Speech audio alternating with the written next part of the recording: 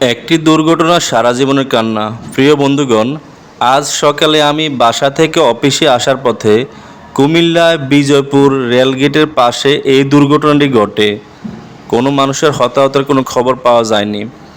তবে আল্লাহ সবাইকে হেফাজত করার মালিক।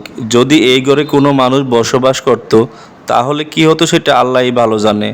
তো আমি ভিডিওটা করেছিলাম এই জন্য যে আপনারা একটু সতর্ক হন, কারণ আসছে আমাদের সামনে ঈদুল ফিতর। নারীর টানে আমরা সবাই বাড়িতে যাব। আমরা কেউ চাকরির সুবাদে, কেউ পড়ালেখার সুবাদে, কেউ ব্যবসার সুবাদে আমরা বিভিন্ন শহরে থাকি, কেউ ঢাকা, কেউ চট্টগ্রাম, কেউ সিলেট।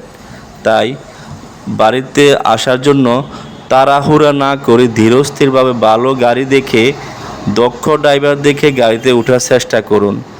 আর আমি বিশেষ করে আমার চালক ভাইদেরকে অনুরোধ করব, দয়া করে বেশি যাত্রীর লোভে, বেশি টাকার আশায় আপনার নিয়ম ভঙ্গ করে গাড়ি চালাবেন না।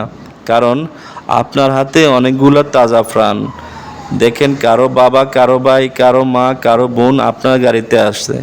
অতএব আপনার একটু অনিয়মে ঘটতে পারে অনেক বড় দুর্ঘটনা। তাই দয়া করে নিয়ম মেনে গাড়ি চালান। আল্লাহ সবাইকে ঈদে ঠিকমতো বাড়িতে পৌঁছার তৌফিক দান করুক। আমিন। ভালো থাকবেন। আসসালামু আলাইকুম।